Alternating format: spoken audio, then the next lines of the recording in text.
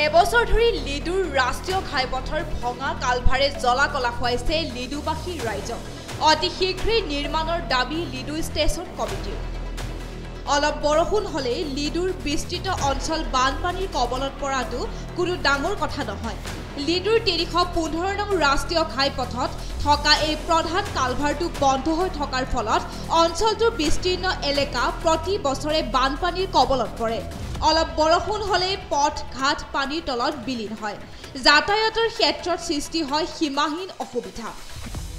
বিগত বছৰ এই বাৰিষা কালতে লিডুৰ ৩১৫ নং ৰাষ্ট্ৰীয় ঘাইপথটো জেচিবিৰে খান্দি পানী যোৱাৰ ব্যৱস্থা কৰা হৈছিল। ৰাস্তাটো গাঁত হৈ থকাৰ ফলতে সঘনাই তাত সৰু ডাঙৰ পথ দুৰ্ঘটনা হৈ থাকে। আজি এবছৰ উকলিল, কিন্তু আজিলৈকে এই কালভাৰ আৰু ৰাস্তাটো নিৰ্মাণৰ ক্ষেত্ৰত কোনো ধৰণৰ গুৰুত্ব প্ৰদান নকৰিলে চৰকাৰে। লিডুৰ ষ্টেচন কমিটিয়ে লিডুৰ এই জ্বলন্ত সমস্যালৈ বহুবাৰ স্থানীয় বিধায়ক, সমজিলা অধিকাৰীক লৈ আয়ুক্তকে ধৰি বিভিন্ন চৰকাৰী কাৰ্যালয়ৰ দ্বাৰস্থ হৈছিল যদিও সদায় মুখত নিৰাশালৈহে আহিবলগীয়া হৈছে। অৱশেষত ধৈৰ্যৰ সীমা অতিক্ৰম কৰি লিডুৰ ষ্টেচন কমিটিয়ে সংবাদ মাধ্যমৰ জৰিয়তে চৰকাৰৰ দৃষ্টি আকৰ্ষণ কৰাৰ প্ৰচেষ্টা কৰিছে। তেওঁলোকে অতি শীঘ্ৰেই এই পথটোৰ কালভাৰটো মেৰামতি কৰি ৰাস্তাটো নিৰ্মাণৰ জোৰাল দাবী জনাইছে। যদি সময়ৰ ভিতৰত ব্যৱস্থা গ্ৰহণ কৰা নহয় তেন্তে ৰাইজে কঠোৰ পৰিপন্থা লোৱাৰ হুংকাৰ প্ৰদান কৰিছে।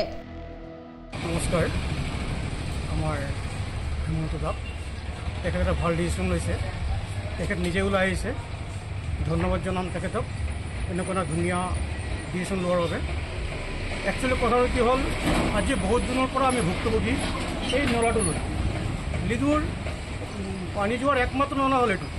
সকলো ঠাইৰ নলা পানীবোৰ এই নলা দিয়ে যায়। গতিকে আজি আমি দেখা পাইছোঁ বহুত দিনৰ পৰা আমাক চৰকাৰে এটা ৰাম ভ্ৰমণ দিয়া আহি আছে, আজি বনাম কালি বনাম, কিন্তু বনোৱা নাই।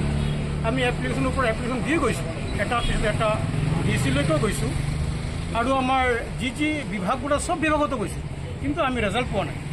গতিকে আমি অতি তৃপ্ততাৰে মানে ক'বলগীয়া হৈছে যে যদি এবাৰো যদি আমি যদি এই অলপ বৰষুণৰ বাবে যদি আমি বহিবলগীয়া হয়, তেনেহ'লে আৰু আমি লিডুৰ ৰাইজ আৰু শান্ত হৈ নাথাকিম।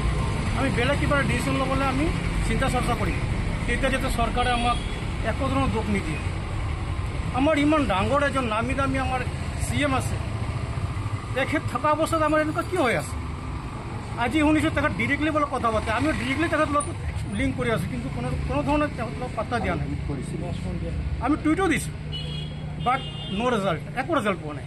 গতিকে মই লিডু ষ্টেচন সমিতিৰ হৈ তথা লিডুবাসী হৈ বিনম্ৰতাৰ অনুৰোধ জানিছোঁ, অতি সোনকালে জানে ইয়াৰ ওপৰত এটা আপোনালোকে ডিচিশ্যন লয়। নহ'লে কিন্তু আপোনালোকে লিডুবাসীক আৰু দোষ দিব নোৱাৰিব। আমি কিন্তু বেলেগ ব্যৱস্থা ল'বলৈ সাজু হৈ থাকিম। ধন্যবাদ। জয় অসম।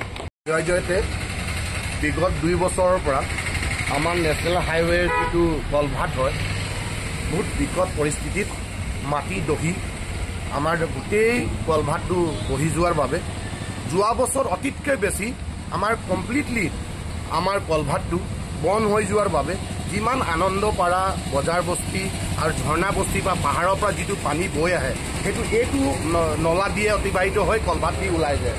কিন্তু যোৱা বছৰ অতিপাত বৰষুণ হোৱাৰ পিছতো ইমান বানপানী গোটেই ষ্টেচনৰ পৰা বজাৰ আনন্দপাৰা ডুবি যোৱাৰ পিছত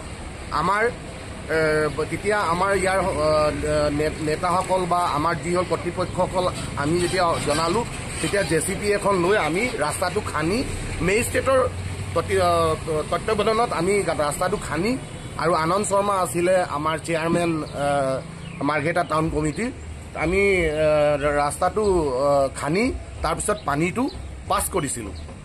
তেতিয়া আমাৰ MLA ৰিপ্ৰেজেণ্টেটিভ ডিচেণ্ডা আহিছিল।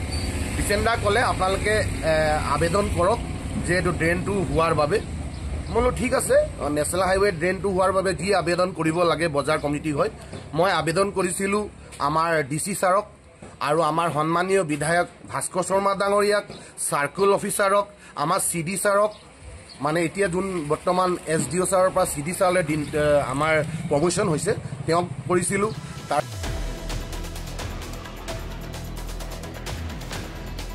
মাঘেৰিটাৰ পৰা হেমন্ত ঘোষৰ ৰিপৰ্ট, AIPL Live 24/7